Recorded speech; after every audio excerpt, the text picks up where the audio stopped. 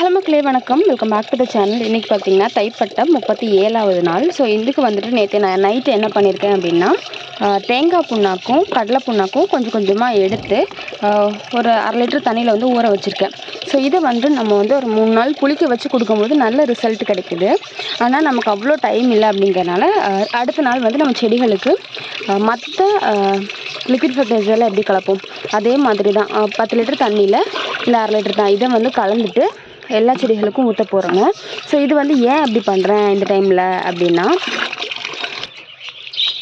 So எதுக்காக இப்போ வந்து இவ்வளோ அவசரமாக அதை பண்ணுறோம் அப்படின்னா, நம்மளோட பூச்செடிகள் அப்புறம் காய்கறி செடிகள் இந்த சீசனில் பலன் கொடுக்கக்கூடிய காய்கறிகள் பூச்செடிகள் எல்லாமே பார்த்திங்கன்னா பூக்கள் வைக்க ஆரம்பித்தாச்சு.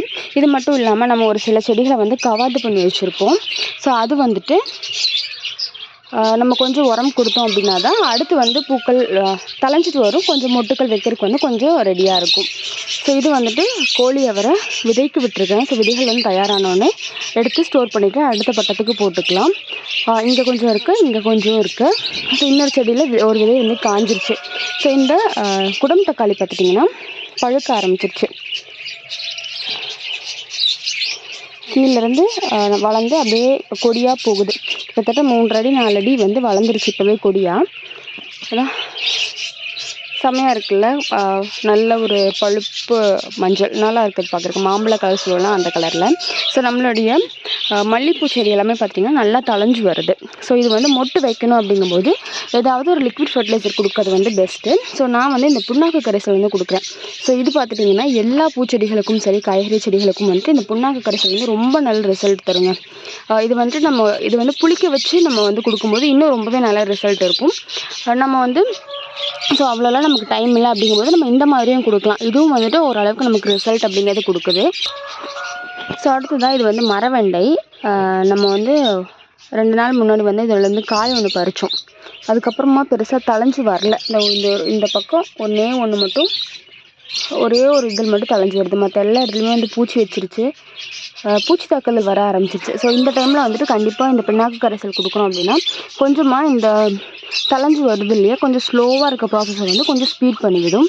ஸோ இது வந்துட்டு கருவேப்பிலை. இது வந்துட்டு நமக்கு வந்து புதுக்கணுக்கள் வரணும் அப்படின்னா நீங்கள் வந்து அதாவது இந்த இடம் இருக்குல்ல, இந்த இடத்த இப்படி உடச்சி விடலாம். இந்த இதை வந்து உடச்சி விடலாம். அப்படி இல்லை அப்படிங்கும்போது இந்த கார்னர் வரும் இல்லையா, இந்த கார்னரையுமே வந்து நம்ம கட் பண்ணி எடுத்தோம் அப்படின்னா கீழேருந்து வந்து கணுக்கள் வரும். ஸோ நான் வந்து பெரிய செடி இந்த இடத்துல கட் பண்ணி விட்டுருக்கேன். இது கீழேருந்து புது பிரான்ச் வந்து உருவாகுது. ஸோ நம்மளுடைய அவரை செடிகள் எல்லாமே வந்து மறுபடியும் பூவுக்கு ஆரம்பிச்சிருக்கு. ஸோ பூக்கள் வந்து இந்த வாட்டி கொட்டுது. ஸோ இதை கண்ட்ரோல் பண்ணுறக்கும் வந்து இந்த பிண்ணாக்கு கரைசல் வந்து ரொம்ப யூஸ்ஃபுல்லாக இருக்கும். ஸோ பாவக்காய் கொடி பார்த்துட்டிங்கன்னா ஃபஸ்ட்டு ஒரு காய் வச்சுது, அதுக்கப்புறமா படர ஆரம்பிச்சிருச்சு. படர்ந்துட்டு நானே இன்றைக்கி தான் பார்க்குறேன், ஒரு 2 பிஞ்சு கிட்ட போட்டிருக்கு. கரெக்டாக எங்கேன்றது இதோ இங்கே வந்துட்டு பிஞ்சு போட்டிருக்கு, அப்புறம் அந்த பக்கம் ஒரு பிஞ்சு போட்டிருக்கு. ஸோ இது வந்து நல்லா வளர்ச்சி அடைகிறதுக்கும் வந்து இந்த பிண்ணாக்கு கரைசல் வந்து ரொம்ப யூஸ்ஃபுல்லாக இருக்கும். முக்கியமாக இந்த புண்ணாக்கு கரைசல்லாம் பார்த்துட்டிங்கன்னா உங்களுக்கு வந்து மொட்டுக்கள் வந்து வைக்கிறதுக்கு, செடி வந்து வளர்ச்சியாக இருக்கிறதுக்கு, அதுக்கப்புறமா வந்து காய்கள் வந்து நல்லா திரட்சியாக பிடிக்கிறதுக்கு, பூ உதிராமல் காய்கள் பிடிக்கிறதுக்கு, இது எல்லாத்துக்குமே இந்த புண்ணாக்கு கரைசல் வந்து ரொம்ப யூஸ்ஃபுல்லாக இருக்குங்க. இதுவே புளிக்க வச்சு கொடுக்கும்போது நமக்கு வந்து 200-300% வரைக்கும் ரிசல்ட் வரும். நமக்கு இந்த சீசனில் வரக்கூடிய காய்கறிகள் இருக்குது இல்லையா, ஸோ பழங்கள் நமக்கு வந்து எலுமிச்சையாக இருக்கட்டும், சப்போட்டா, அதுக்கப்புறமா வந்துட்டு கலாக்காய், மாங்காய், அது மாதிரியான பழமரங்கள் வந்து இந்த சீசனுக்கு வந்து காய்க்கக்கூடிய பழமரங்கள் இருக்கு இல்லையா. ஸோ இது வந்து ஆல்ரெடி இந்த சீசன் ஸ்டார்ட் ஆயிடுச்சு அப்படிங்கும்போது அந்த செடி வளர்க்க தேவையான கிளைமேட் வரும்போது அதில் வந்துட்டு நம்ம அந்த செடியில் வந்துட்டு இம்ப்ரூவ்மெண்ட் அப்படின்றத பார்ப்போம். ஸோ இன்னுமே வந்து அந்த இம்ப்ரூவ்மெண்ட்டை வந்து கொஞ்சமாக பூஸ்ட் பண்ணி கொடுக்கறதுக்கு இந்த மாதிரியான பிண்ணாக்கு கரைசல் வந்து ரொம்பவே உபயோகமாக இருக்கும்.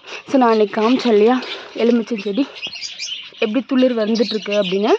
ஸோ இது வந்து கொஞ்சம் நல்லா வளர்ந்து ஒரு செடி. ஸோ இந்த கிளைமேட் வந்துருச்சு அப்படின்னா ஆட்டோமேட்டிக்காக அதுக்கு வந்து நம்ம என்ன உரம் கொடுத்தாலும் கொடுக்கலனாலும் அது வந்துட்டு அது வளர்றதை அது பார்த்துக்குது. ஸோ நம்ம இது வரைக்கும் கொடுத்த உரங்கள் எல்லாத்தையுமே வந்துட்டு அது சேவ் பண்ணி வச்சுட்டு அதுக்கான கரெக்டான கிளைமேட் வரும்போது அந்த உரங்கள் எல்லாத்தையுமே வந்து யூஸ் பண்ணி அந்த சத்துக்கள் எல்லாத்தையுமே யூஸ் பண்ணி வளர ஆரம்பிச்சிடுதுங்க.